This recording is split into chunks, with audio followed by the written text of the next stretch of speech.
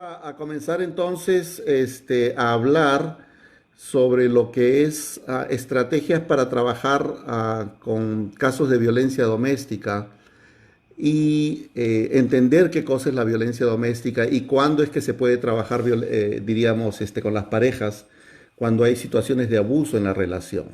¿Ok? Entonces, les doy algunas estadísticas que he estado encontrando de alguna manera. Esto.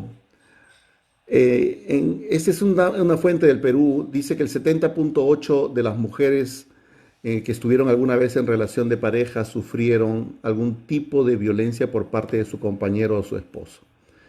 Imagínense, estamos hablando de casi el 71% de mujeres que han podido, que han tenido esta mala experiencia, esta triste experiencia de sufrir algún tipo de maltrato o abuso. El 67,4% de mujeres alguna vez que estaban en relación de pareja también sufrieron violencia emocional o psicológica. ¿Ok? El 67%. ¿Ok? Esto, hay muchas mujeres de ese grupo y muchos hombres también, porque evidentemente no vamos a hablar solamente desde las víctimas que sean mujeres, porque hay muchas víctimas que son hombres. ¿Ok? Pero muchas, el 32% sufrieron de violencia doméstica y el 8% sufrieron de violencia sexual dentro de su relación de matrimonio. ¿Ok? Entonces, el Perú tiene una de las tasas más altas de violencia. No, me imagino ahora que estoy viendo las noticias también en México, Javier, hay mucha violencia contra la mujer y hay muchos feminicidios que le llamamos nosotros, pero es altísimo. En Estados Unidos, para que tengan una idea, esto, déjenme ver acá, cada 9 segundos en los Estados Unidos una mujer es abusada. Una de 4 mujeres experimentará en el tiempo de su relación de pareja alguna especie de violencia. Una de cada 4 mujeres. ¿Ok?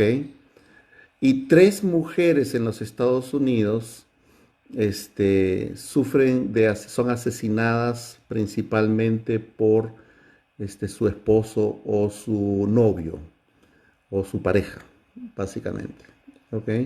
Y la violencia contra la mujer es la causa número uno de heridas diríamos, de las mujeres.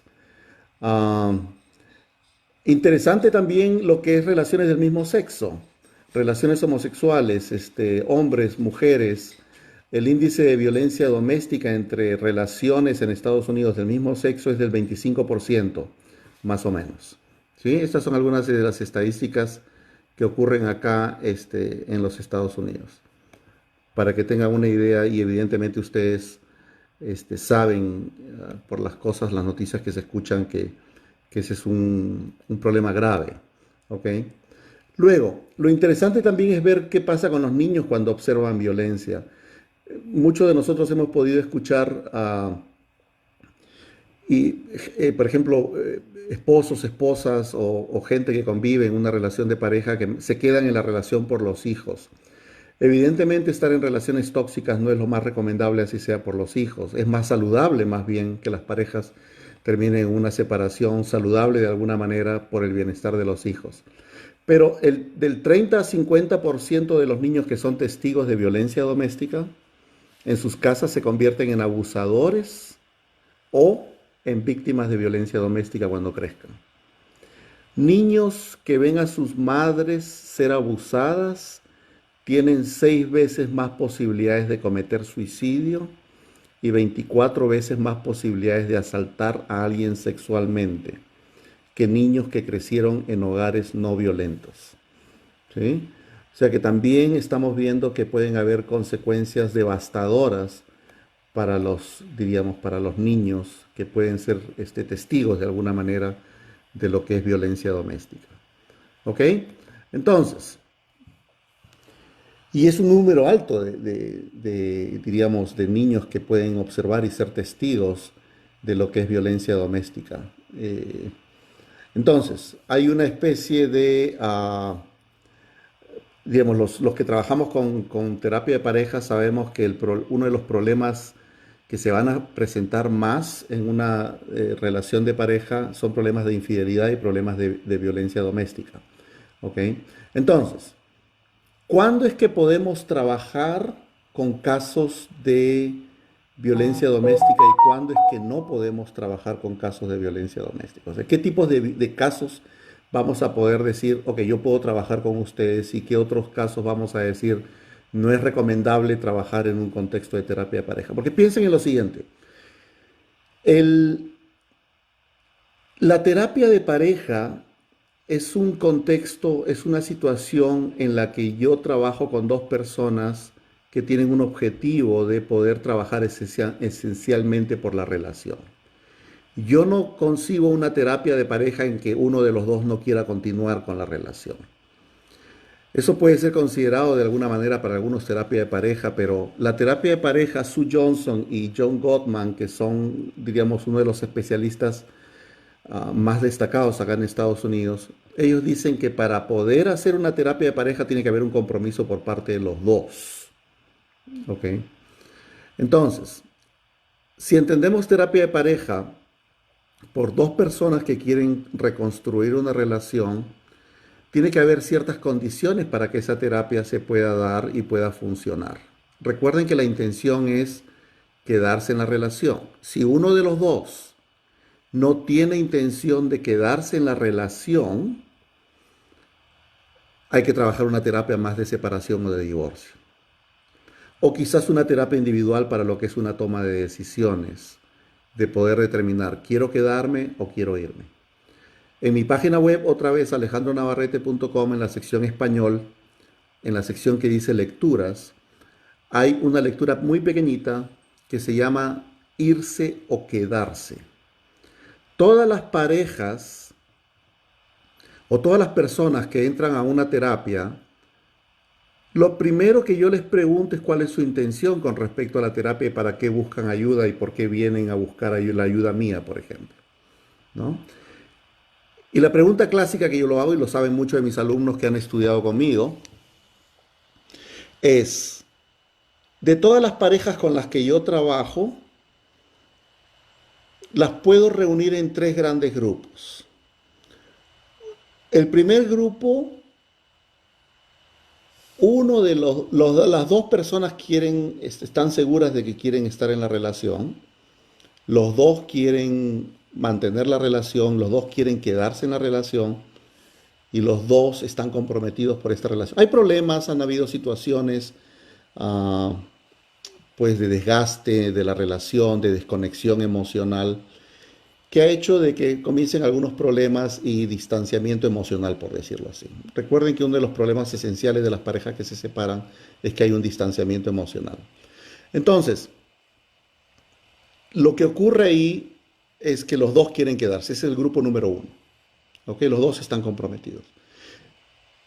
Puedo juntar un segundo grupo que uno de los dos ya no quiere estar en la relación, que viene a este contexto de terapia de pareja porque no quiere continuar con el matrimonio y quiere que alguien lo ayude o la ayude a poder entender o ayudar a la otra parte que no acepta el hecho de que en realidad quieren separarse o terminar. ¿Ok? Entonces, vienen para divorciarse, vienen para terminar la relación de pareja, vienen para terminar el matrimonio. Uno de los dos, el que se va. La otra parte puede ser la parte que se queda. Y podemos hacer un webinar completo del que se va y el que se queda, porque el proceso psicológico es muy interesante, el que se va y el que se queda. Uno se siente culpable y el otro piensa que todavía el que se queda puede hacer cosas o sacrificios para que la otra persona no se termine yendo. Por eso es que quizás en contextos de divorcio podemos ver de que hay muchas parejas, por ejemplo, que siguen teniendo sexo, que siguen saliendo, que siguen viviendo en la misma casa, etcétera, etcétera. Entonces, uno de los dos quiere irse. Ese es el grupo número 2. Grupo número 3. No sé qué cosa quiero. No sé si quiero irme o no sé si quiero quedarme en este matrimonio, en esta relación de pareja. ¿Ok? Entonces, lo que yo tengo que hacer para poder ayudar y para plantear objetivos y para poder entender la dinámica de esta relación es siempre tener 3 sesiones de evaluación, acuérdense. Los que han sido alumnos míos lo pueden tener mucho más claro. ¿Ok? Primera sesión, tienen que ser ambos, juntos. ¿Ok? Hay un formato que hacemos nosotros en la formación para lo que es que vamos a hacer la primera sesión en terapia de pareja. Número dos, la segunda sesión tiene que ser una sesión individual con él y con ella, en otra sesión completamente diferente, en otra hora terapéutica diferente, en otro día de la semana, como ustedes lo quieran llamar. Pero tiene que haber una sesión con cada miembro de la pareja. Yo siempre uso él o ella y siempre lo repito de alguna manera porque quiero usar el contexto, porque ustedes para poder entenderme, que es un miembro de la pareja y el otro miembro de la pareja, pero entiendo yo como pareja dos personas que están en una relación, ambas quieren estar en la relación, hay una relación de amor, de interés, de cariño, de querer estar juntos y pueden ser relaciones heterosexuales o homosexuales. ¿Ok? Son dos personas que quieren estar juntas. Entonces, siempre va a haber una primera sesión juntos y va a haber una sesión con él, otra sesión con ella. ¿Ok? De ninguna manera puedo saltarme yo a la sesión con él o sesión con ella y trabajar siempre juntos. Una sesión con él y una sesión con ella bastan. Es ahí donde yo voy a evaluar en la sesión individual y en la primera sesión qué tipo de relación tienen ellos, cuál es la dinámica de la relación, de acuerdo a Sue Johnson, cuál es el baile en el cual, o la polka o la danza de la relación y cómo funcionan ellos como pareja, diríamos. Muchas veces los casos de violencia doméstica o de abuso o de maltrato no van a salir la primera sesión. Algunas parejas podrán ir. Yo he tenido parejas que han ido diríamos, de alguna manera a la primera sesión y me han dicho de que ha habido situaciones abusivas, de golpes, de maltratos, de gritos, de insultos, de tirarse cosas, romperse cosas y qué sé yo. Pero relaciones realmente abusivas, maltratadoras, que podemos estar hablando en una situación incluso de riesgo para la persona que es la víctima, eso es muy difícil que salga la primera sesión. Por eso es que es básico, es fundamental que los que hacen terapia de pareja o los que van a terapia de pareja tengan una sesión individual con su terapeuta o con sus clientes. ¿Ok? Entonces, lo que siempre tengo que preguntar en una sesión individual son situaciones, por ejemplo, tengo que hacer una evaluación del estado emocional de la persona, su depresión, su ansiedad. Hay consumo, hay adicciones, hay consumo de drogas, hay problemas de alcohol, hay problemas de infidelidades, ha habido problemas de violencia, de maltrato, de abuso. ¿Ok? Ahora, para poder tener una buena entrevista, yo tengo que tener un marco teórico muy sólido de referencia sobre qué cosa es la violencia doméstica, qué cosa es el maltrato, qué cosa es el abuso. ¿Ok? Hay relaciones en las cuales ha habido mucho maltrato y mucho abuso, pero parte del requisito para poder continuar, si es que los dos me dicen que quieren continuar, porque ojo, si uno me dice que no sabe o no quiere continuar, eso ya no se convierte en terapia de pareja. Terapia de pareja es un contexto en el que los dos quieren trabajar por la relación y los dos asumen un compromiso por hacer cambios por la relación. En ese contexto, como lo estoy planteando yo ahora, tiene que pasar lo siguiente. Tienen que haber condiciones de cambio y tienen que haber reglas que a veces yo le llamo treguas. Si ha habido gritos, si ha habido insultos, si ha habido rompedera de cosas, si ha habido incluso golpes. Recuerden que Gottman, en su libro Cuando los hombres agreden a las mujeres, él siempre sugiere que en casos de violencia caracterológica no haya un contexto de terapia de pareja, porque en un contexto de terapia de pareja yo voy a sentar a las dos personas en el mismo nivel. Van a compartir poder, van a poder compartir opiniones, emociones, negociar, etcétera, etcétera. En violencia doméstica, la violencia doméstica se da porque uno de los dos ejerce poder y control absoluto sobre la otra parte. A veces yo se lo grafico de esta forma. Imagínense una pelea de box a los que les gusta el boxeo. Am, Pongo a dos pesos mosca a pelear y en el contexto del boxeo profesional hay un round, dos rounds, etcétera, etcétera. Cada round dura, no sé, 2 minutos, no sé cuánto dura un round de box. Y los dos son muy violentos, hay mucha violencia, los dos se van a dar de alma, los dos se van a romper la nariz, se van a golpear, quizás van a sangrar, se va a ver mucha violencia en una pelea de box. Pero si son dos profesionales, dos personas que se dedican a esa actividad y están dentro de la misma categoría como peso mosca, hay violencia, pero no hay violencia doméstica o no hay una situación abusiva de usar el poder de uno contra el otro. ¿Ok? Si yo pongo un peso pesado con un peso mosca, esa es una situación desbalanceada en la cual sí va a haber una situación de abuso y maltrato de alguien que tiene el poder absoluto y puede manejar todo el control absoluto de esa pelea o esa relación. Entonces, hay dos personas que se juntan y las dos pueden ser muy peleonas. Las dos pueden gritarse, las dos pueden insultarse, las dos pueden golpearse. Puede haber una violencia física, pero no hay una violencia caracterológica. Y como Gottman plantea el concepto de violencia caracterológica, es cuando uno de los dos posee rasgos de personalidad que pueden ser patológicos. Uno de los dos tiene rasgos peligrosos que de alguna manera van a poder ejercer tal poder y tal control sobre la otra persona, como los psicópatas, por ejemplo, y van a poder asesinar, lastimar y dañar seriamente a la persona que tienen por debajo de ellos. Esa es una violencia caracterológica. Lo que los expertos en terapia de pareja recomiendan es que cuando es violencia situacional, porque es una situación en la cual los dos están peleando, los dos se enojan, los dos no tienen control, los dos se insultan, los dos se golpean, etcétera, etcétera. Esa es una violencia situacional en la que no hay el poder y control absoluto de uno sobre el otro. No sé si se va quedando claro, pero ustedes pueden ir haciendo algunos comentarios y qué sé yo, cosa que yo los puedo ir aclarando.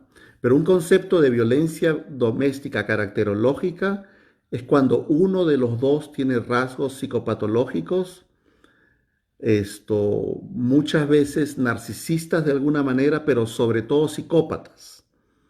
Y Gottman los clasifica siempre en dos grupos, en los pitbull y los cobra. ¿Ok? Me gustaría que puedan leer el libro o buscar en internet todo lo que es cuando los hombres agreden a las mujeres para poder entender lo que hacen los pitbull y los cobras. En resumen, ese es mi perro, no se preocupen, no está pasando nada. Esto, en resumen, un pitbull no deja que la otra persona se vaya. Se pone súper ansioso cuando sienten que lo están dejando. Si ustedes analizan lo que hace un perro pitbull, muerde y tiene tanta fuerza en la mandíbula que no suelta. Ese es el pitbull.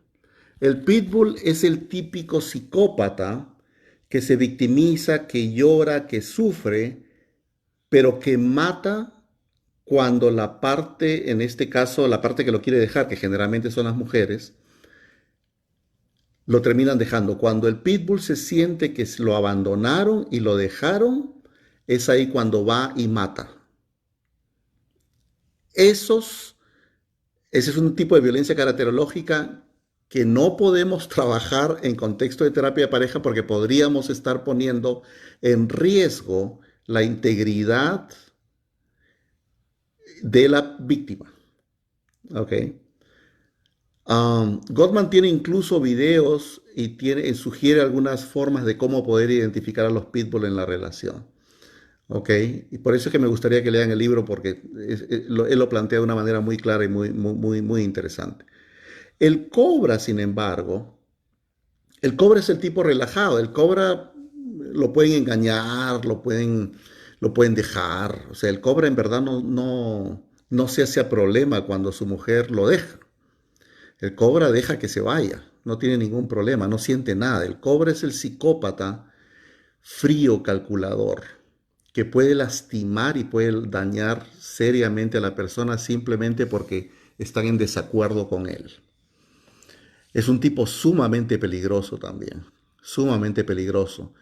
Es el típico psicópata que podrían estar bombardeando, escuchando balazos por todo tipo. Cualquier persona se va a inundar fisiológicamente, el corazón va a subir sus pulsaciones y de 70 a 80 vamos a subir a 140 porque vamos a tener miedo. Pero el cobra no. El cobra es el asesino perfecto, el asesino calculador que no va a sentir ningún remordimiento.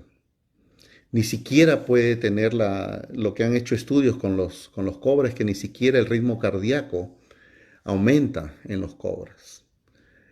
Por eso es que fácilmente se les puede dejar y por eso es que fácilmente pues, ellos no muestran ningún interés sobre la pareja. Ellos son los que deciden cuándo la persona se va. Pero en la relación, cuando los dejan, no matan necesariamente como los pitbull. Los pitbull son los que terminan matando. ¿Ok? Entonces, esos son contextos de violencia caracterológica. Los contextos de violencia situacional en que los dos se gritan, los dos están al mismo nivel, no hay la superioridad y el control absoluto del uno sobre el otro, esos son los contextos en los que sí nosotros podemos trabajar terapia de pareja. ¿Ok?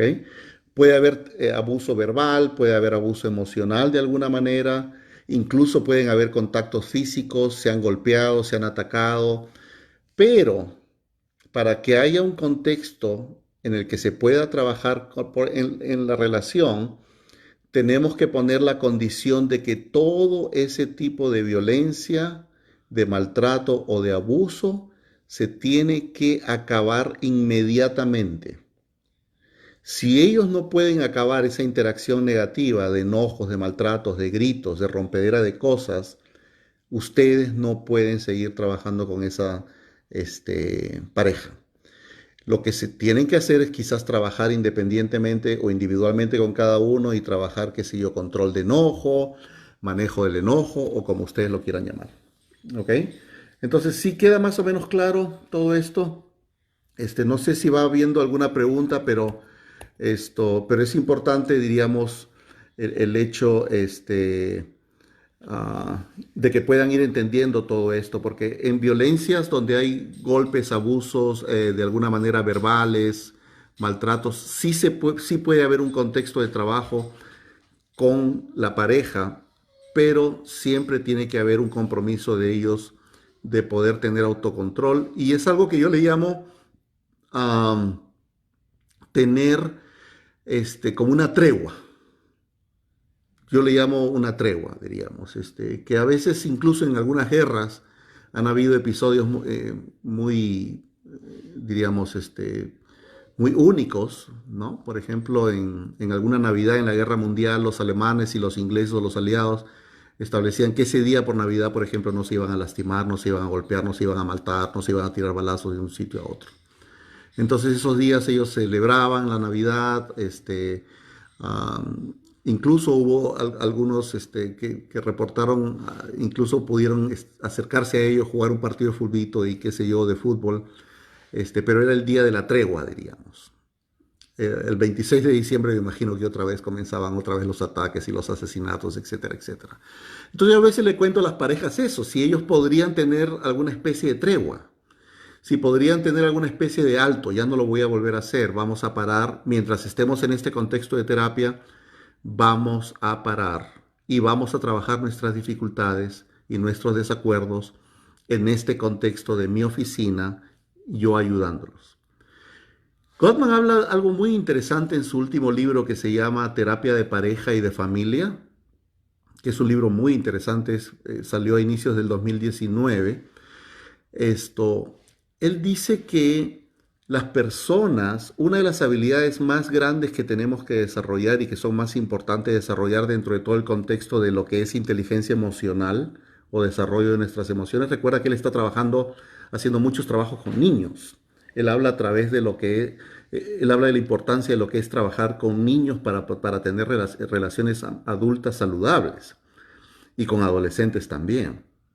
Entonces, él trabaja este concepto de autocontrol, que lo hemos escuchado en diferentes, los que son psicólogos este, han visto este concepto de diferentes enfoques, perspectivas psicológicas, diríamos, de lo que es el autocontrol, el control del enojo. Gottman dice que una de las habilidades, digamos, que más nos ayudan a poder sobrevivir y a poder tener un matrimonio saludable es el autocontrol. No solamente para un matrimonio, sino para la vida. Mucha gente se ha metido en problemas serios porque no ha tenido la capacidad de controlarse, de calmarse, autocalmarse. Es el autocalmarse. Fíjense en la calle, por ejemplo, en el Perú el tráfico es algo terrible. Me imagino, Javier, que en México también es algo que es muy desordenado, pero no sé si tanto como en Lima, en verdad es terrible. En Trujillo también pasa muchísimo eso, me imagino que en Arequipa también, pero en diferentes sitios el tráfico es terrible. Y a veces tú ves dos tipos que se bajan del carro y comienzan a golpearse. O hay un partido de fútbol y dos tipos que agarran y comienzan a golpearse. Ah, vivimos en una sociedad más violenta en general. Ah, hay más robos, más asesinatos. ah, los sicarios matan a sangre fría, lo hacen desde jóvenes. En general estamos viviendo en una sociedad mucho más violenta. Es una sociedad que nos da desconfianza. Nosotros no confiamos en nuestras autoridades, no confiamos en nuestros policías, ¿no? La vez pasada una señora me decía, me fui a México y me robó el policía.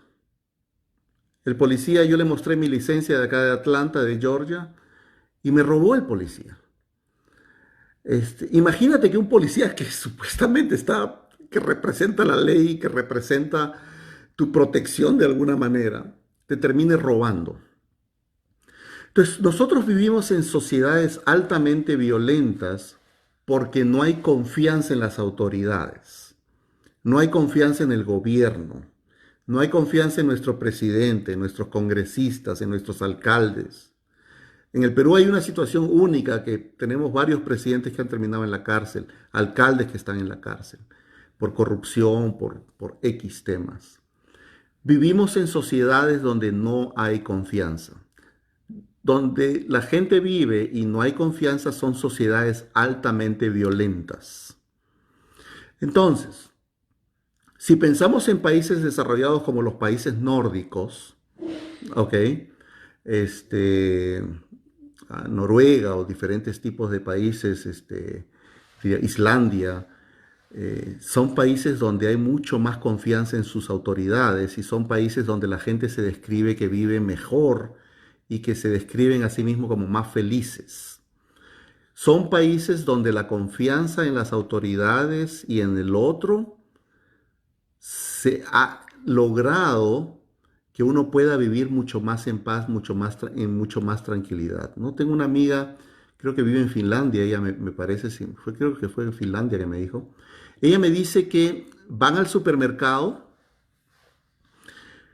y cuando llevan a sus bebitos, ellas no entran al supermercado con los bebitos. Los bebés se quedan en su carriola, en su cochecito, como le llamen, donde ponen a los bebés ahí, en esos carritos, y los dejan fuera, estacionados, como carros, diríamos, como cochecitos que están estacionados y todos son bebés. Y tú vas a un supermercado y encuentras 10 carriolas o 10 carritos de bebés, donde los bebés están bien arropados, bien calientitos, porque incluso en el invierno también los dejan hacia afuera. Y las señoras entran a comprar, como tranquilas, se relajan. Y se toman un café, conversan con otras señoras, hacen sus compras de la semana, su supermercado, como se llame, y los bebés están afuera. Entonces, Eso sería impensable en sociedades como quizás la peruana o la mexicana. O sea, incluso acá en Estados Unidos nadie dejaría a su niño pues afuera, ¿no? Son sociedades altamente violentas. Entonces, si nosotros no tenemos esa capacidad de autocontrol, y es una de las habilidades más grandes que podemos enseñarles a nosotros a las parejas, cómo es que podemos controlar la rabia, la ira, el descontento. Porque recuerden un fundamento, algo que es fundamental. Todas las parejas van a pelear y van a discutir por algo. Siempre van a haber desacuerdos. Siempre van a haber cosas que te hartan de tu pareja. Van a haber cosas con las cuales yo estoy como que, ay, Dios mío, otra vez me viene con la misma historia. Eso va a pasar en todos los matrimonios. Esto no es algo único. Entonces, el poder trabajar estrategias de autocalmarse, de autocontrol, son estrategias muy importantes que tenemos que enseñarle a todos nuestros ciudadanos desde pequeños. Entonces, tenemos parte del objetivo de que ellos, diríamos, que tenemos en el trabajo con una pareja es que ellos puedan autocalmarse. Entonces, si la tregua no puede funcionar, ¿ok? Esto, no puede haber terapia de pareja. Entonces, por ejemplo, una de las cosas que Gottman planteaba era enseñarles la señal ouch. El ouch significaba o una señal de alto o una señal o algo, algún gesto que los dos se ponían de acuerdo en la terapia de cuál era el gesto que tenían que usar ellos cuando ellos estén inundados fisiológicamente. ¿Ok? Eso significaba para, no puedo seguir en la conversación. Y eso fue uno, a mí, en todos los años que tengo trabajando con parejas y haciendo estudios de terapia de pareja, esta contribución de Gottman y de Sue Johnson, pero básicamente Gottman comienza con esto, de poder enseñarnos a los terapeutas de que hay momentos en que tenemos que quedarnos callados y no podemos hablar más.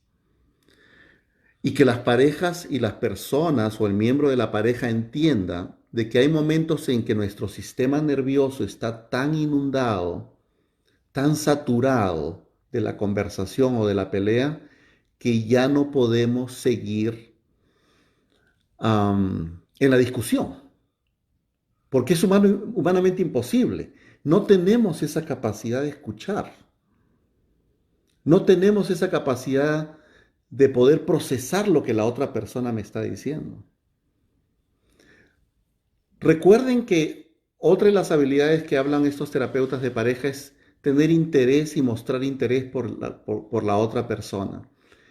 Yo tengo que mostrar interés por lo que me dice la otra persona, pero no voy a mostrar ningún interés si estoy enojado, porque mi sistema nervioso no me va a permitir cognitivamente procesar lo que la otra persona me está diciendo. Quiero que lo entiendan así. Cuando Gottman habla de la inundación emocional, recuerden que él trabajó en lo que era el laboratorio del amor. A las parejas los ponía monitores, les ponía sensores para poder ver el ritmo cardíaco, les sacaba sangre para ver las hormonas que estábamos generando, de enojo, etcétera, etcétera. Entonces, él observó algo muy interesante en esas discusiones de parejas, que eran básicamente que el corazón es lo primero que comienza a aumentar de ritmo cuando una persona comienza a discutir con otra. Pero no solamente es el ritmo cardíaco el que aumenta, sino también comienzan a aumentar diríamos, todo lo que es el ritmo fisiológico, la sudoración, la presión sanguínea, el hecho de generar ciertas hormonas que nos van a proteger del dolor o nos van a preparar básicamente para la guerra. Cuando alguien está jugando fútbol y viene alguien y te da una barrida, nosotros le llamamos, tú sigues parado y corres y sigues peleando por la pelota y no sientes ningún dolor en ese momento.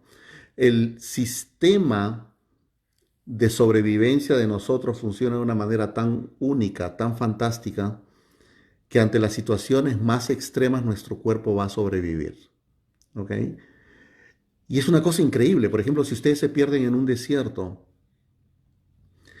Uno puede vivir como hasta quizás 8 o 9 días sin agua, a lo mucho, pero es algo interesante. El cuerpo en el desierto hace mucho calor y vamos a comenzar a generar mucho sudor y nosotros sudamos básicamente porque es una especie de enfriamiento porque el agua no se enfría y lo que va a hacer es que nosotros como que la temperatura no llegue hasta una situación peligrosa, sino que lo que va a hacer es que básicamente la temperatura baje, porque evidentemente cuando los niños están con fiebre, por ejemplo, los meten incluso a bandejas con hielo, porque la temperatura excesiva en el calor puede malograr, incluso puede generar un daño cerebral, ¿verdad? Entonces, lo que ocurre es que el cuerpo suda para que nos mojemos y para que eso enfríe el cuerpo. Es como una especie de protección para no tener ese calor excesivo. Pero llega un momento en que tienes sed, pero no tomas agua, no tomas agua y el cerebro comienza a asumir eso como que algo está pasando. Le estoy diciendo a Alejandro que tome agua, pero no está tomando agua. Parece ser que esto es peligroso y lo que hace es dejar automáticamente de producir sudor. Imagínense. ¿Por qué? Porque guardan las reservas de agua, básicamente en los órganos más importantes, en el corazón, los riñones, el hígado, los pulmones. Entonces, cuando nosotros nos preparamos para pelear, y ojo que cuando peleamos con nuestra esposa, con nuestro esposo, no, nuestro sistema nervioso no sabe la diferencia de lo que es un enemigo real de lo que es el enemigo que puede ser tu esposa o tu esposo en ese momento. Simplemente lo percibe como un ataque. Y cuando nuestro cerebro percibe un ataque, nosotros vamos a defendernos. Y vamos a generar una serie de mecanismos fisiológicos para poder pelear, golpear más, ser más fuertes con la adrenalina o correr como locos y huir porque la situación de peligro es desventajosa para nosotros. Entonces, ¿qué pasa en ese contexto? La parte cognitiva deja de funcionar. Entonces, como deja de funcionar, nosotros no pensamos, no procesamos ideas, no escuchamos. No podemos ni siquiera escuchar al terapeuta. Imagínate un terapeuta que para una pelea y se pone a dar una explicación de todo lo que yo estoy diciendo. Ninguno de los dos te va a escuchar. ¿Y por qué? Porque estamos tan inundados de tantas hormonas y nuestro cuerpo está preparado que lo único que estamos es, y lo que quiero es pensar en destruir a mi enemigo, nada más. Entonces, en ese contexto, los terapeutas tenemos que saber mantener silencios, hacer que se autocalmen, ejercicio de respiración, dejar en silencio un poco el ambiente, en que ninguno hable, que se concentren un poquito con su sistema nervioso, con su cuerpo, cómo se sienten en ese momento, cómo se sienten de devastados, qué tan difícil es para ellos el hecho de tener estas peleas tan horribles, tan feas en la casa o la pelea que acaban de... Procesan un poco lo que acaba de suceder en la sesión. ¿Ok?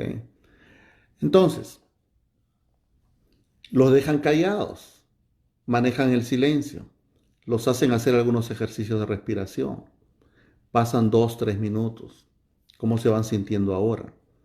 No es momento de hablar, no es momento de procesar lo que acaba de ocurrir de todo, porque otra vez estamos inundados fisiológicamente. Quiero que entiendan bien ese concepto de inundado fisiológicamente. Entonces, como nosotros vivimos en un contexto violento, llegamos a la casa en un estado de alerta por el tráfico, porque me pueden robar, porque hubo una persona que me estuvo fastidiando en el autobús, etcétera. Entonces voy a llegar con esa tensión y con ese estrés. Nuestro nivel de estrés en estas sociedades donde no hay confianza es un nivel de estrés mucho más alto que el de las sociedades donde sí hay confianza.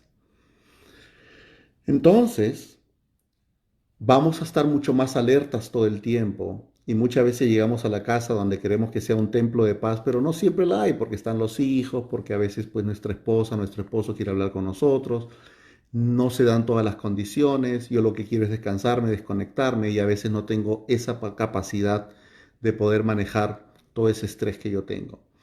Entonces, volviendo otra vez al contexto de pareja, es importante hacer treguas, es importante enseñarle a ellos el hecho de poder autocalmarse y saber cómo funciona eso en plena discusión, cuándo es el momento correcto de parar la discusión. Incluso Fisher se acaba de conectar y Renzo también están ahí conectados. Un saludo también, Fisher. Gracias por estar acá y gracias a todo el resto. Veo como 40 personas que están conectadas. En este contexto, es importante que las personas conozcan cuál es el proceso de este enojo y cuál es el momento preciso para cortar la comunicación, para quedarse callado. Entonces, en esta forma es que Gottman plantea este mensaje, ouch, ya no puedo más. Pero esto no puede salir de un momento a otro porque tiene que ser acordado por la pareja, porque recuerden, las mujeres generalmente tienen mucho más, este, como que ganas, energía de poder seguir hablando en ese momento. Para ellas el hecho de conversar y hablar es una forma de descargar esa tensión y ese estrés. Pero los hombres más bien funcionan de una manera inversa, o sea, ellos se pueden calmar y relajar estando callados y no hablar sobre el tema. Claro, no es la idea, ok, las mujeres quieren hablar y los hombres se van a quedar callados, tampoco no se trata de que hablen, porque lo más recomendable es hablar sobre las cosas que nos molestan. Lo que pasa es que cuando hay una inundación emocional fisiológica, no es un contexto en el cual nosotros podemos seguir hablando. Tenemos que saber cuándo quedarnos callados. Tenemos que saber cuándo tenemos que parar. ¿Ok? ¿Cuál es el momento efectivo, el momento preciso de parar? Y Gottman decía, si nuestro corazón va a subir, la inundación fisiológica, de acuerdo al concepto de Gottman, se da cuando nuestro corazón late en 100 pulsaciones por minuto. ¿Ok? Entonces, nosotros no tenemos idea del ritmo cardíaco cuando nosotros estamos peleando, pero tiene que haber un autoconocimiento de cómo funciona mi cuerpo y cuándo es el momento en el que yo tengo que decir, ¿sabes qué? Tenemos que parar porque no puedo seguir hablando. Yo creo que tenemos que parar por ahora. Estoy llegando a un punto en el que en verdad no es sano, no es saludable seguir hablando. Ellos hacen como un pacto. Si ellos pueden hacer esa tregua y ellos están comprometidos a trabajarlo y pueden manejar este concepto de cuándo parar las discusiones, van a poder controlar el tema de la violencia. Y otra vez, estamos hablando de violencias situacionales. ¿Ok? Entonces, tienen que ustedes como terapeutas, porque la mayoría que me está escuchando ahora son terapeutas, tienen que manejar los silencios. No se asusten de manejar silencios. No se asusten de quedarse callados, de mirarlos por 2 minutos sin decir nada.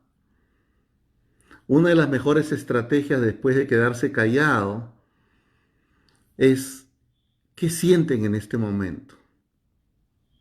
Carlos, ¿tú qué sientes? Susana, ¿tú qué sientes? ¿Cómo te estás sintiendo en este momento? ¿Ok? Entonces, son situaciones en que tenemos que educar a las personas cómo poder llegar a autocalmarnos para poder trabajar este concepto de parar lo que es la violencia. Recuerden lo siguiente, lo repito porque algunas personas recién se han podido. Eliana está conectada también desde Ecuador. Un saludo, Eliana.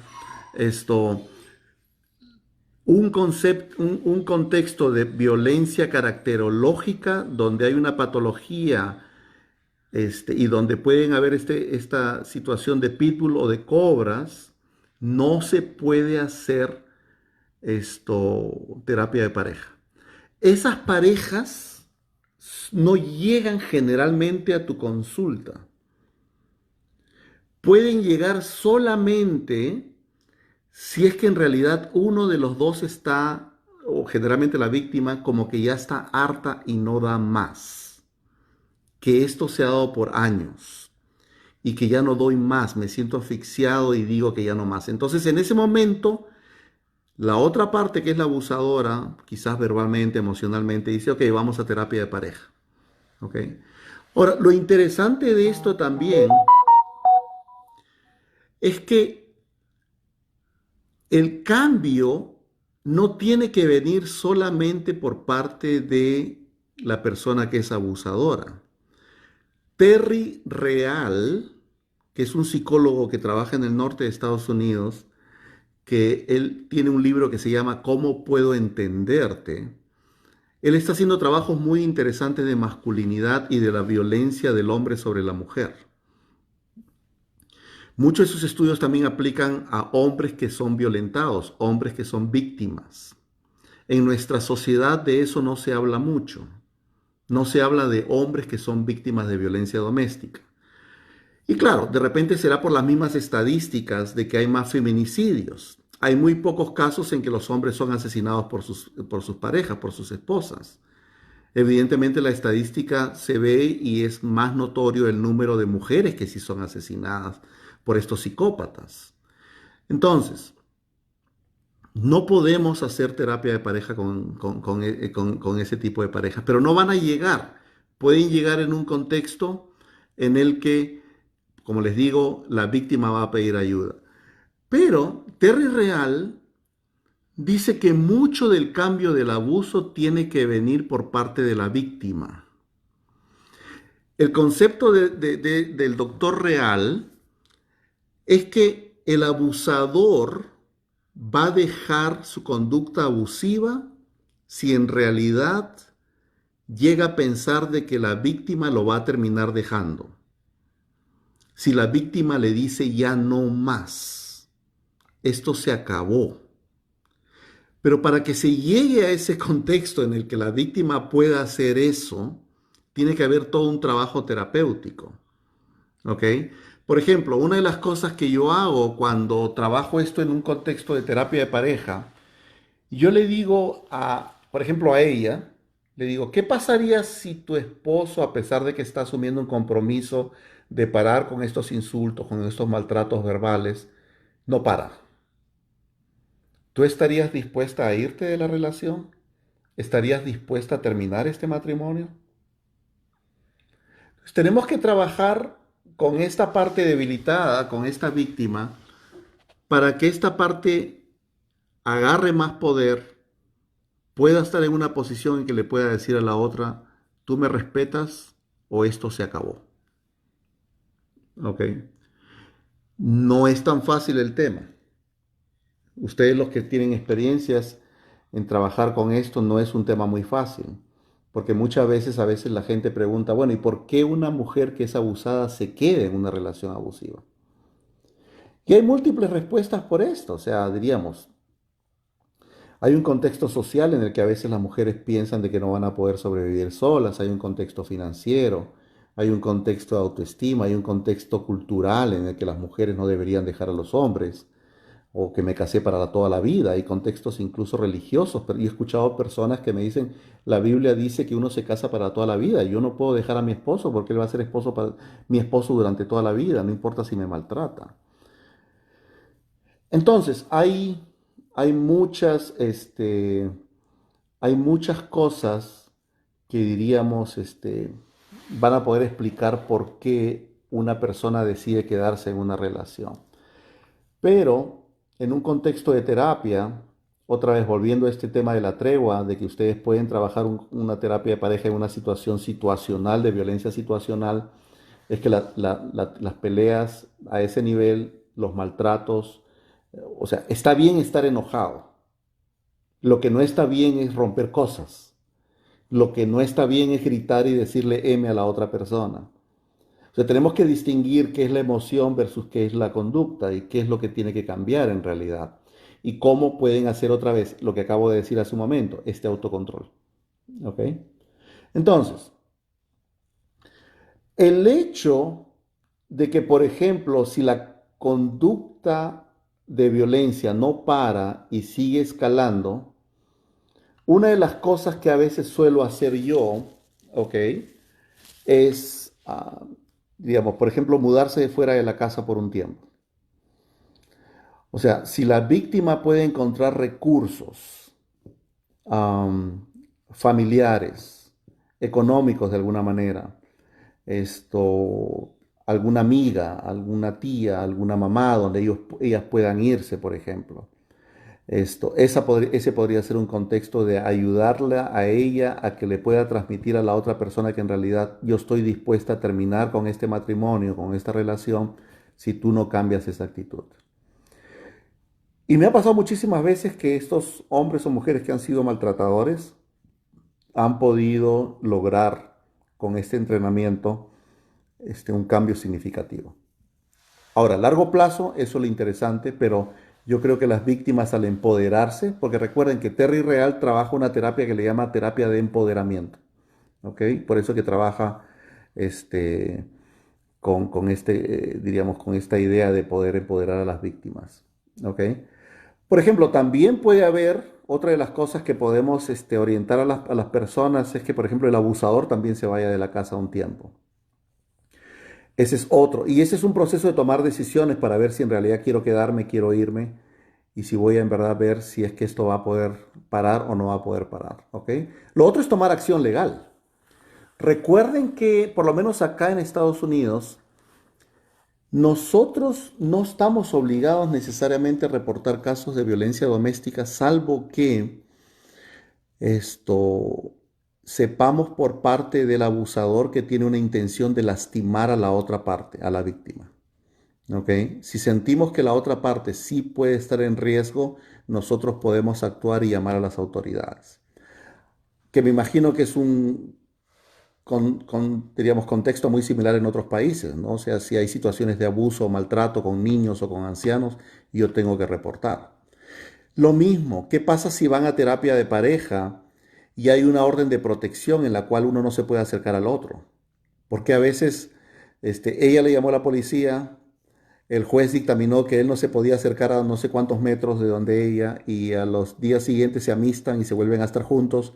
¿Y qué pasa si es que ellos en ese contexto van a terapia de pareja y te buscan? Eso es algo que también tienen que ustedes consultar, incluso con diríamos, con el colegio de psicólogos con el cual ustedes están involucrados, o quizás a veces hasta con un abogado.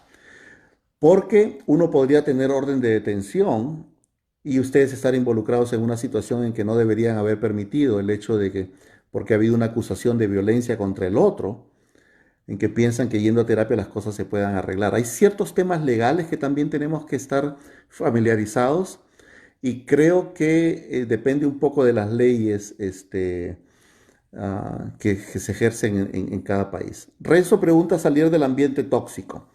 Pero claro que sí. Por eso les decía yo, o ella se muda si es la víctima, o el abusador se muda temporalmente mientras se sigue trabajando en terapia de pareja, ¿ok?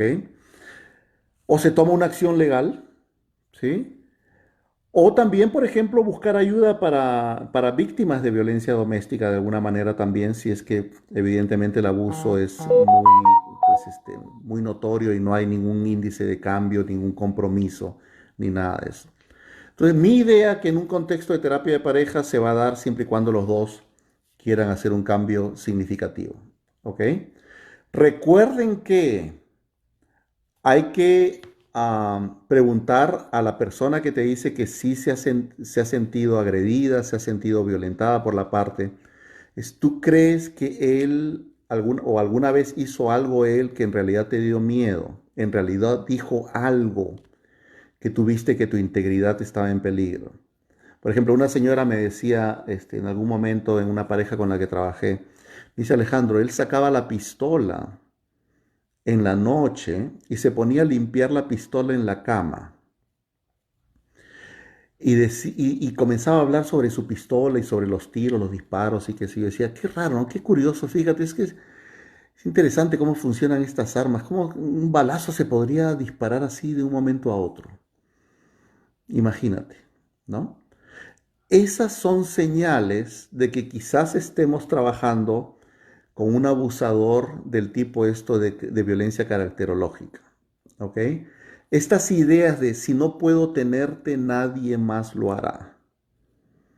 Si me dejas, te mataré y mataré a los niños.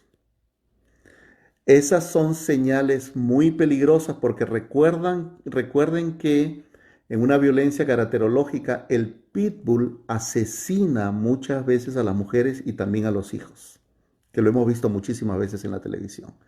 Y esa es una característica típica del pitbull. Él no deja que otra persona se lleve a su familia y no deja que lo dejen solo. Tiene una ansiedad impresionante. El pitbull, cuando ustedes lean el libro se van a dar cuenta que el pitbull no te mira de frente a los ojos. El pitbull mira hacia abajo y comienza a levantar así como... Y tiene una mirada extraña, rara. De los 30 años que yo tengo trabajando como terapeuta, solo he podido ver 4 casos de estos tipos de sujetos que vienen a la terapia. O sea que en verdad es muy probable que ustedes, no sé si les ha tocado alguna vez uno, pero es muy raro que les llegue a terapia esos tipos. Pero a veces puede buscarte ella sola en terapia o él solo en terapia, pero siempre tienen que preguntar en la sesión individual. Tienen que hacer una buena evaluación de violencia doméstica. ¿Alguna vez él hizo algún comentario que te dio miedo? Algo que transmitía que en realidad te iba a lastimar. Porque con una persona así no se puede hacer terapia de pareja. Porque recuerden otra vez, vamos a ponerlas al mismo nivel. ¿Ok? ¿Estamos bien hasta ahí? Ok, perfecto. Hay mucho entonces de qué hablar, pero dice, ah, acá me pregunta, dice Respond, que es el instituto que dirige el doctor Diego Horna, dice tu opinión en relación a la importancia de tratar los problemas personales sobre el maltrato del o la terapeuta de pareja. Ok, me imagino que están preguntando sobre el terapeuta en sí y el ser del terapeuta, porque eso es y gracias Diego por hacer hincapié en esto, porque nosotros somos seres humanos y hemos vivido experiencias de dolor o de trauma también en nuestra vida. Por ejemplo, infidelidades, que son experiencias de abuso emocional de alguna manera cuando los infieles son repetitivos y la persona no lo puede dejar. Ese es un tipo de abuso emocional. Esto, ¿qué pasa si yo en mi vida como niño vi a mi papá haciendo esto con mi mamá o a mi mamá engañando a mi papá? ¿Qué pasaría si yo, mi primera esposa, me abandonó, me dejó, se fue con otro? ¿Qué pasaría si una exnovia, un exnovio me hizo esto, me hizo lo otro? El problema de eso muchas veces es que nosotros los terapeutas perdemos nuestra neutralidad y nos hacemos una alianza estratégica con la víctima. Y al abusador lo sacamos de ese equipo y lo etiquetamos como el malvado, el malo, el que es el que va, el que causó todo el daño, ¿no? Y yo como siento ese dolor de ella porque ella es la víctima, porque yo también fui víctima en algún momento, voy a tener esa alianza terapéutica con ella. Pero eso me está quitando a mí esa neutralidad que muchas veces se necesita. Ojo que neutralidad es relativa, porque en situaciones de violencia doméstica yo no asumo una posición de neutralidad. En posiciones de violencia doméstica hay que tener una posición clara de que no a la violencia, no a los maltratos, a los gritos, a los insultos, a los golpes. Eso no está bien. Tenemos nosotros los terapeutas que tener una posición clara de que eso tiene que parar inmediatamente. Cuando hablo de neutralidad no estoy diciendo, bueno, pues entender de que hay violencia y bueno, ¿qué vamos a hacer? No, eso no funciona así. Muchas veces los terapeutas tenemos que asumir una posición sobre algo y hay cosas en que tenemos que decir, eso no debería continuar, eso no debería seguir. Entonces, ¿qué tal si nosotros fuimos víctimas de violencia? ¿Qué tal si nosotros fuimos víctimas de maltrato? Y por eso es que hablamos y tenemos que mencionar necesariamente el hecho de que nosotros los terapeutas también necesitamos una especie de cura para poder en realidad llegar a ser buenos terapeutas. Y eso se logra a través de una terapia individual y se logra también a través de supervisión. Una de las cosas que a veces tenemos los terapeutas es que no nos gusta hablar sobre las dificultades que podemos tener en un contexto terapéutico con otros psicólogos o con otros terapeutas. Pero yo creo que es muy útil el hecho de poder consultar y supervisar con alguien que pueda tener un poquito más de experiencia que yo y poder explicar y poder entender por qué yo me involucré más con esta víctima. Um, Uno de los casos éticos y contra la ley acá en Estados Unidos es que muchos terapeutas se terminan involucrando sexualmente con sus pacientes. No sé si eso es algo común en el Perú, lo he escuchado muchas veces también. No sé si en otros países, en Ecuador, en México, puedan haber esas situaciones en que muchos terapeutas terminan enamorándose o terminan manteniendo una relación íntima con sus pacientes. O sea, en verdad, tenemos una profesión muy difícil. Yo siempre digo en mis grupos de formación, no todos podemos ser terapeutas. Muchos podemos ser psicólogos, podemos estar entrenados, podemos hacer diferentes tipos de charlas psicoeducativas, trabajar en empresas, hacer terapia de grupo, qué sé yo, pero hacer un trabajo de terapia con parejas se necesita un entrenamiento especial. Se necesita que yo me dé cuenta de qué estoy haciendo. Por eso es que muchos terapeutas tienen que grabarse en las sesiones. Parte de mi entrenamiento fue grabado. Yo me veía mi interacción y había un supervisor que me estaba ayudando y guiando en este entrenamiento. Y esas son algunas de las cosas que nosotros hacemos en nuestras formaciones para los terapeutas de pareja. ¿Ok? Entonces, Fisher dice también comente un poco de los cobra, por favor. ¿Ok? Bueno, había mencionado que los cobra diríamos, son psicópatas, ¿ok? Porque estamos hablando, recuerde, de violencia caracterológica. El cobra es un tipo raro, es un tipo psicópata, frío, calculador, como que no le interesa nada. Había dicho de que el cobra en verdad lo pueden dejar y puede encontrar que su esposa es infiel y pues él no le va a interesar más que lo dejen o no. En verdad, lo pueden dejar y no pasa absolutamente nada. Pero el cobra, mientras esté la relación, el cobra siempre va a tener la razón y es el que puede ejercer una golpiza terrible. Es una persona sumamente violenta porque lo que hace es atacar como el cobra. Está como que te mira y está como paseando y como que se ve muy bonito y se ve buena gente y se ve como que no pasa nada y en eso dio la mordida mortal. El cobra puede ser eso, como que nada le importa, todo está bien, como que nadie se dio cuenta de qué pasó y en eso ataca, golpea y destroza a la víctima. Y después, ups, oye, perdóname, no quise lastimar. ¿Te dolió? ¿Te pasó algo? Este, como que no pasó nada. Que no pasó nada.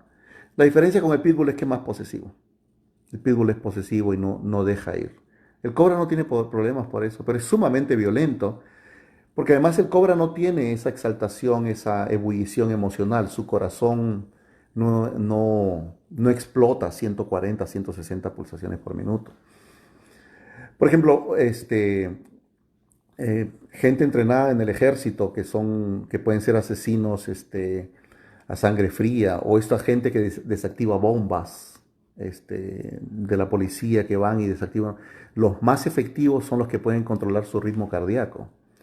La persona y no estoy diciendo necesariamente que vayan a ser psicópatas, pero diríamos, tienen esa capacidad de poder controlar su ritmo cardíaco y no alterarse en una situación en la que puede explotar una bomba en tu cuerpo y matarte y destruirte, o sea, simplemente así, ¿no?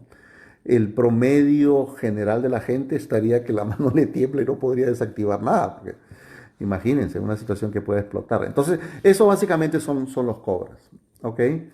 Entonces, recuerden con respecto al enojo y la violencia, que el enojo saludable es bueno. Nosotros tenemos derecho a estar enojados y podemos conversar sobre lo que nos enoja. Eso es algo normal, ¿ok? Y es más, es esencial para la reparación. Es importante hablar de las cosas que te enojan que te enojan a ti con tu pareja. Eso es saludable, pero el enojo que no es sano es un enojo que se vuelve abuso verbal, de maltrato, de decirte nombres, de llamarte nombres, de compararte con animales, que eres una burra, que tú no haces nada bien. Eso sí es dañino, ¿ok? Entonces necesitamos ayudar a las parejas a que haya ese enojo saludable, ese enojo sano, en el que sí pueden ellos hablar sobre las cosas que les enojan, pero que no se convierta en una situación de abuso verbal, ¿ok? Entonces tenemos que ayudar a las parejas a etiquetar que eso es un abuso verbal y lo que tiene que parar es el abuso verbal, no el enojo en sí. Hay que hablar sobre el enojo. ¿Ok? Sí queda claro todo esto, no sé si en verdad hay muchas cosas que podríamos hablar, podríamos pasarnos horas y horas de esto, ¿no? Pero, pero lo que tenemos que parar es las situaciones abusivas, ¿ok? Los insultos, usar nombres, intimidar, amenazar, avergonzar al otro, sentirnos en una posición de superioridad, ¿no? Pues tú ni siquiera hablas bien inglés, tú ni siquiera fuiste a la escuela, ¿de qué estás hablando? Esas son situaciones de desprecio. El desprecio es, de acuerdo a Gottman en sus Caballos del Apocalipsis, el predictor número uno de divorcio.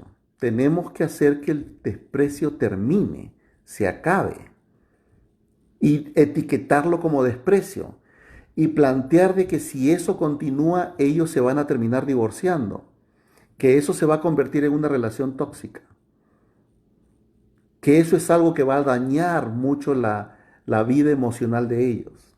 Y si eso no puede parar, quizás lo más saludable es llegar a una separación o a un divorcio. ¿Ok?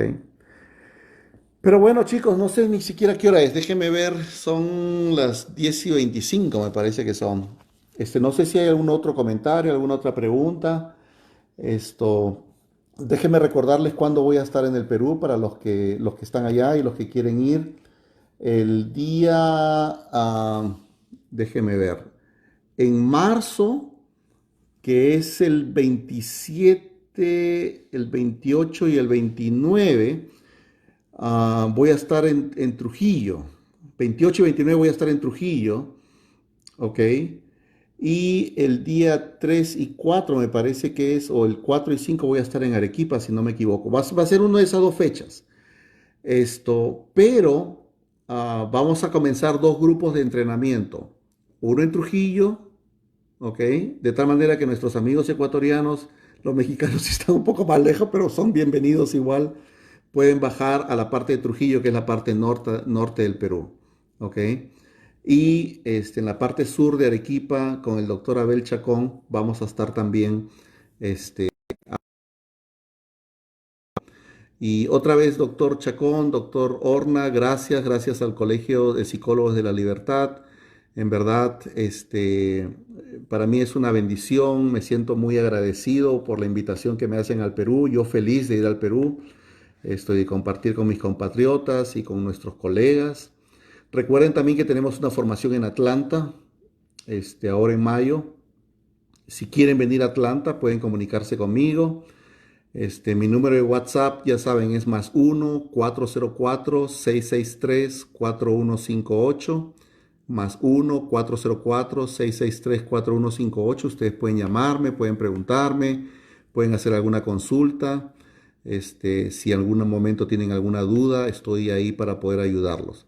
Antes de terminar, veo que hay dos preguntas. Fisher dice, ¿es normal que como terapista derrame algunas lágrimas junto al paciente? Pero claro, somos seres humanos. Esto, Tú puedes, vas a sentir cosas en tu relación terapéutica. Yo he visto, por ejemplo, papás que pierden a sus niños porque han fallecido, han muerto. Situaciones de mucha tristeza en que se te pueden escapar unas lágrimas.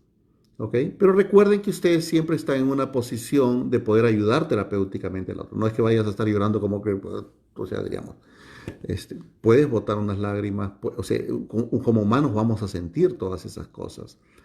Pero la idea es apoyar básicamente el dolor que puedan tener otras personas frente a situaciones tan tristes, tan dolorosas, ¿no? Acá nosotros vemos muchos casos de deportaciones, niños que a veces tenemos que trabajar y papás que han sido deportados, o sea, es un tema muy difícil, el tema también de la pérdida, o sea, somos seres humanos y nos va a pasar a todos.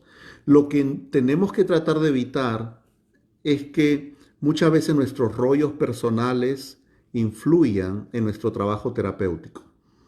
Porque sobre todo con parejas, lo difícil, y por eso es que yo hago mucho hincapié en el entrenamiento de terapia para terapeutas de pareja, es que Tiene que haber un entrenamiento porque si no yo me salgo de la neutralidad, no sé cómo manejar esa neutralidad, no sé cómo manejar mis emociones y me voy a pegar más a la historia de uno que lo otro y me voy a pegar más a los contenidos que ellos me cuentan. Y los contenidos me van a ser importantes. Fíjense que un buen terapeuta de pareja se centra en procesos.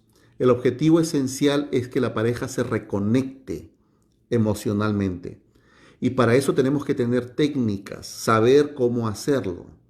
No es escuchar todo lo que ellos nos quieren contar, porque necesitaríamos muchas horas para escuchar las quejas de él y las quejas de ella. ¿Ok? No no vamos a hacer un paño de lágrimas que la gente va y nos cuenta, mira Alejandro, pasó esto, y ella me cuenta las 10.000 cosas malas que ha hecho él, o él me cuenta las 10.000 cosas malas que hizo ella. Tenemos que tener mucho cuidado de saber manejar los procesos y no centrarnos en los contenidos. Y eso se logra a través del entrenamiento.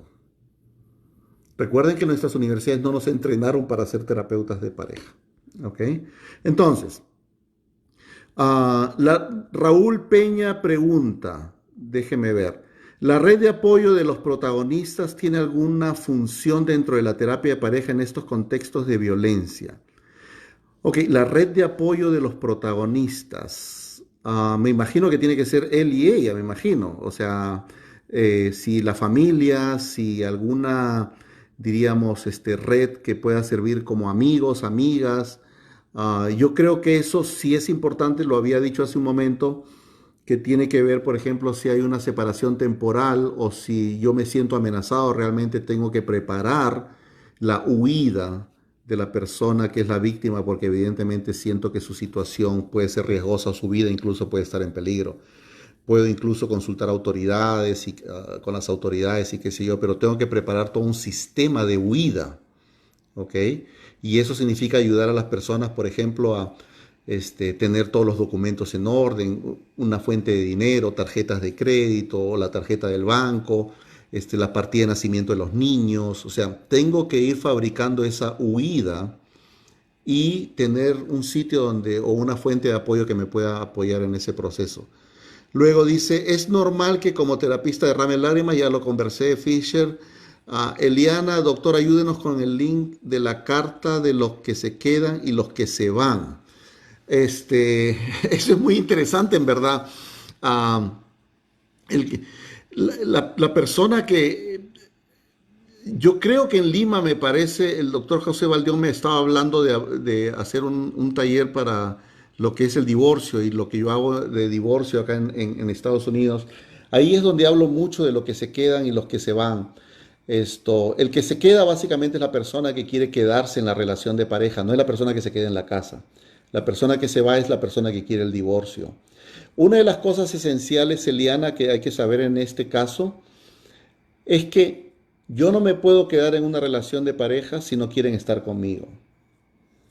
Y no tengo que asumir ningún compromiso ni ninguna lucha para evitar que el otro se vaya. Si el otro se quiere ir, es triste, es doloroso, pero hay que dejar que se vayan. Porque yo he visto muchos casos de parejas que han querido evitar el hecho de que la otra persona se vaya y se vuelven la persona pues que tiene sexo todo el tiempo con ellos, como que no importa si el otro tiene dos, tres mujeres, lo reciben en la casa, lo tratan amablemente, o sea, se vuelve una situación abusadora emocionalmente. Por eso es que yo estoy muy de acuerdo con el doctor Terry Real cuando él dice tenemos que trabajar ese empoderamiento con la persona que es víctima de este abuso emocional.